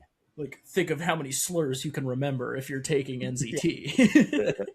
I remember slurs that we thought went extinct in the 19th century. The comedy mothership crowd is gonna go wild for Dude, these, dude. the next Kill Tony episode is going to be bonkers. But Oh yeah, my god, dude, Tony Hinchcliffe, that's another one. That would that's be another guy that would disastrous. be bad. He would be bringing up like hate crimes from like the 1840s that like three people have written record of as like his new joke, and it would somehow be for like Tiffany Haddish, and it would just turn the entire thing would just be anti black and women jokes, and not one joke, even on the Limitless drug, would even mildly touch on something that's related to her or her career. All right. um, I got also who or the most preposterous use of NZT, which we've kind of touched on a little bit back and forth here. yeah. But I thought one of the funnier ones would be like a sketch comedy show where they do like a little bit based on Limitless. That's called Limited, and it's just they find like a Flowers for Algernon level retarded guy and give him the drug, and it just makes him like room temp IQ instead of like he's just like can read now, and he's like, holy shit, dude, I gotta get more of this. So mine is actually kind of an offshoot of that, which is what if like Eddie's only focus in this movie was just making the perfect grilled cheese? And he like he taps into like 8th century like French spoken word folklore to like Culinary determine. techniques. Yeah, dude. He like masters the Culinary Institute of America, and they're like, yeah, I know we said your final test was like to create a 5-course dinner you would serve at a steakhouse, and you just serve different variants of grilled cheese for all five, but like this is the greatest thing we've ever had. Yeah. So Hey, yo, you got that chi, Eddie? yeah, you coming with that grill, see, Eddie? And then Carl's like, Eddie, you got to focus on the job here. You're not making grilled cheeses at night, are you? And he's like, I'm making them at night. Eddie, you don't even understand. I had to come up from cheese whiz and white bread to make my grilled cheese. And you think just because you have a gift from God, you can ship right to the 5-star quality shit. You don't know where I've come from. You think you could skip the hot plate and go straight to the griddle? I worked for this. I spent 10 years cooking grilled cheese on the radiator in prison while I jerked off into a tissue. The Phil Leotardo. Dude, imagine he's like giving that speech to Eddie, and then the bald guy or whatever that didn't like Eddie is just standing there and is like, guys, what the fuck are we talking about right now? Yeah. He's like, guys, we're here to talk about stock options. Why are we talking about grilled We're like cheeses? in the middle of merger negotiations, and you guys are fighting over grilled cheese right now? And he's like, and then Eddie goes, you cannot even comprehend the level of grandeur I'm on right now. It's not delusions of grand cheese. It's a recipe for it. It's a recipe for grilled cheese. Um, what would you do if you took the Limitless drug? Um, I guess like be the best at my current profession, uh, and just dominate, make good money doing that as well. Um, I'd probably find a way to allegedly screw like all the billionaires who are screwing all of us over. Like imagine how sick it would be if you took that and you just came up with like a scheme over the course of a weekend that just like bankrupted Jeff Bezos. Oh man, dude, you are not gonna like my answer for this one because I I can wanted pretty a much guess immediately completely what your answer different is. direction. So, as we said, as with a lot of pieces of art that I don't intellectually engage with, this is movie I think is in some ways a commentary on capitalism. So it's like, what if instead of making a commentary on capitalism, I just became capitalism? That's what the movie So is. The book is a here's critique no, of no, no, no, capitalism. no. I would what Eddie does in this movie is peanuts compared to what I would do. Okay, So let me hear it. here's the plan. I buy an NFL franchise. I figure out a way to just double, triple, quadruple, 10x, 15x the ticket sales of every other team to the point that I buy the entirety of the NFL. So now I control the culture. So what do I do with the profits of that while still holding my controlling interest in the NFL? I buy McDonald's.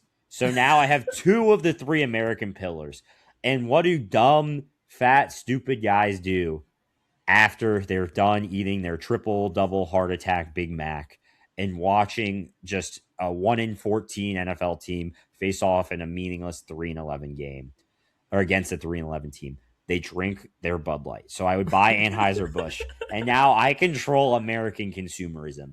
There is no longer like, oh, this is a oligarchy. Capitalism is so unfair. I am capitalism. I decide what's fair. It's So it's no longer it's capitalism. it's Blake, man, and you're just living in it because it's the Hammer's world. Um, but Blakeism. there's a Blakeism. But yeah, it actually leads me into my final segment before I actually get into one of the every episode of segments I forgot to say, which is my biggest life lesson from the movie, which is that drugs are awesome. You should experiment with drugs. You should try drugs off the street. You should make your own drugs. You should never get off of drugs because you'll get massive headaches and go into a coma. Basically, drugs are the answer to all of your problems. And anybody who tells you to get off drugs probably wants you to have a limit and be limited instead of Yeah, limitless.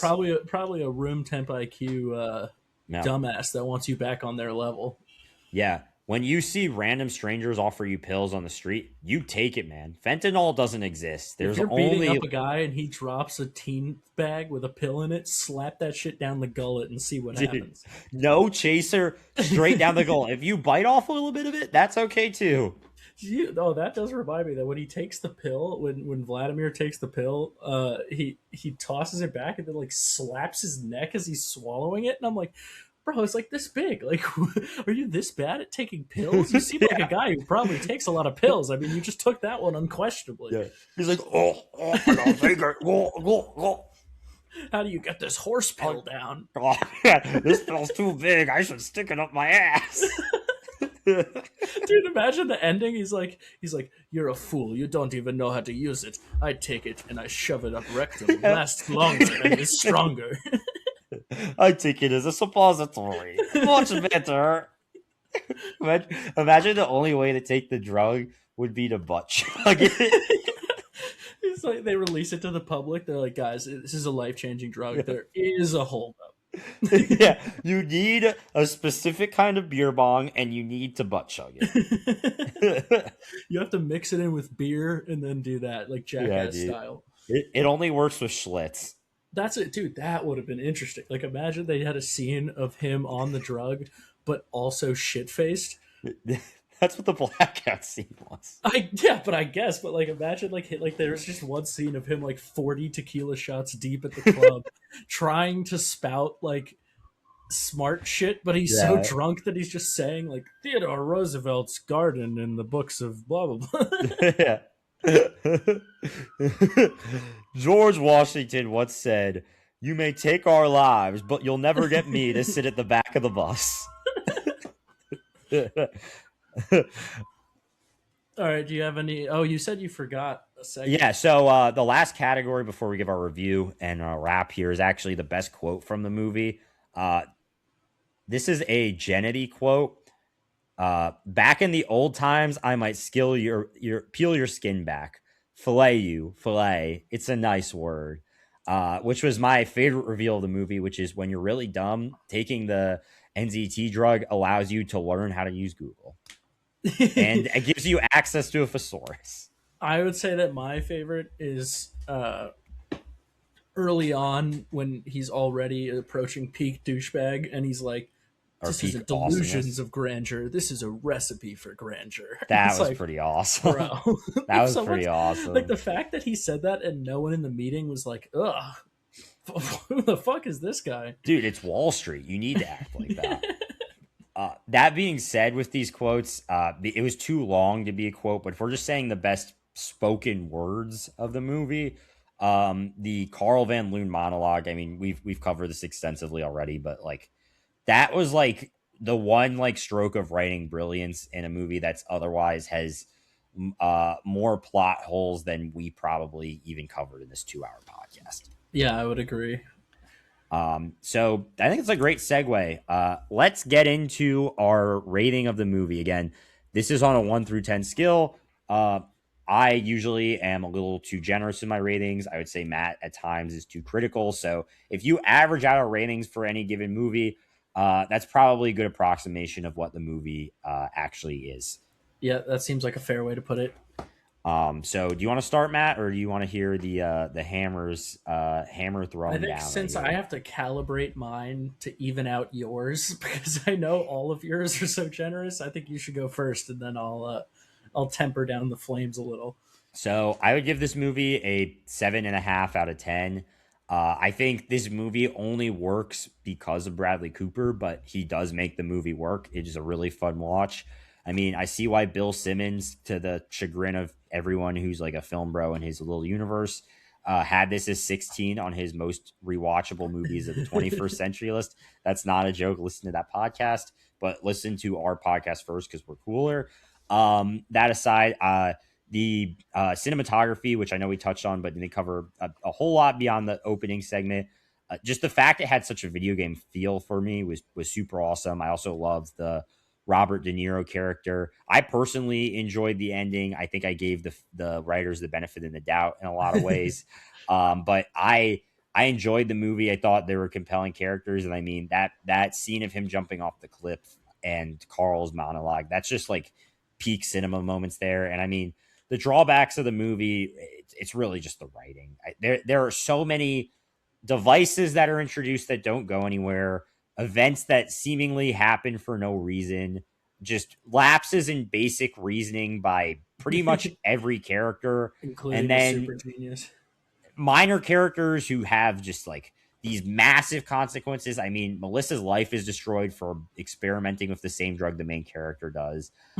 His lawyer steals a few pills and is then like brutally kidnapped and tortured. And then other characters have no His consequences for lawyer their was actions. tortured? Yeah, I mean, he's tying him up and his hands are bloodied. When? In the scene where him and the French guy are boys again. Oh, right, because the lawyer. Yeah, I Yeah, see. because I the mean, lawyer stole the pills. So yeah, I mean, it definitely has its flaws. It's definitely not a movie I would recommend for a screenwriting course, but it was a really enjoyable watch. I think it cemented for me why Bradley Cooper's on the A list and why Robert De Niro is a generational actor. So yeah, 7.5 out of 10. yeah, I would say because I like Bradley Cooper and I like Robert De Niro, and I thought that like some of the wacky choices, like the letters falling from the ceiling and the multiple versions of him moving around, like I thought the director took some risks, which I really like to see. I like when they get wacky with it.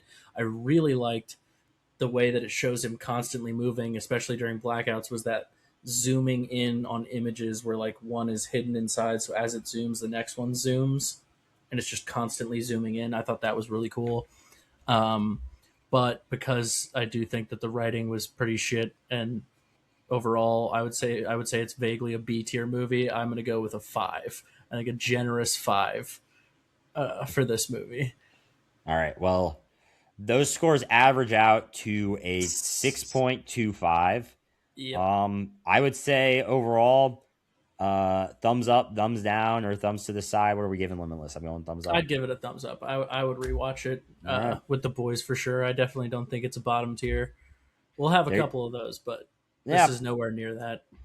Man, there's definitely some movies better than this, but there are a lot of movies worse than this. And as we learned today, drugs are awesome. The Smash Cut podcast is awesome. Blake Hammer and Matt Grayson coming at you every single week with banger after banger. You might not always like the movies, you might not always like our takes, but you'll always be wanting to hear more of the Smash Cut podcast. Stay Hell yeah. Smash, boys and girls. That's a review.